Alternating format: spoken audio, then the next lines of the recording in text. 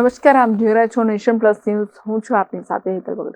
સુરતના ડુમસ વિસ્તારમાં આવેલા આશીર્વાદ ફાર્મમાં રેવ પાર્ટી પર સ્ટેટ મોનિટરિંગ સેલે દરોડા પાડ્યા છે, જેને લઈને વિસ્કી તેમજ એમડી ડ્રગ્સ સાથે 4 તરુણી અને 3 યુવાનો ઝડપાયા છે. સુરતના ડુમસ વિસ્તારમાં આવેલા આશીર્વાદ ફાર્મમાં રેવ પાર્ટી પર સ્ટેટ મોનિટરિંગ સેલે દરોડા પાડતા આ ફાર્મમાંથી વિસ્કી તેમજ એમડી ડ્રગ્સ સાથે 4 તરુણી અને 3 યુવાનો ઝડપાયા છે, જેમાં સુરત એરપોર્ટ નજીક બંગલામાં ચાલી રહેલી દારૂ અને ડ્રગ્સની મહેફિલ પર સ્ટેટ મોનિટરિંગ સેલે દરોડા પાડી 3 પુરુષ અને 4 મહિલા સહિત કુલ 7 લોકોને ઝડપી પાડ્યા છે.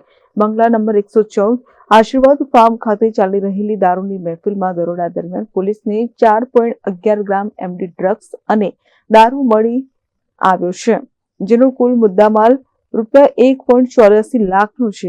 આ કેસમાં અન્ય 2 આરોપીઓને વોન્ટેડ જાહેર કરીને પોલીસે તેમની શોધખોળ હાથ ધરી છે. Bureau report, Nation plus news, Surat. સમાચારોના સતત અપડેટ મેળવવા માટે અમારી નેશન પ્લસ ન્યૂઝની યુટ્યુબ ચેનલને સબસ્ક્રાઇબ કરો, બેલ આઇકન દબાવો અને જોડાયેલા રહો ફેસબુક, ઇન્સ્ટાગ્રામ અને ટ્વિટર પર.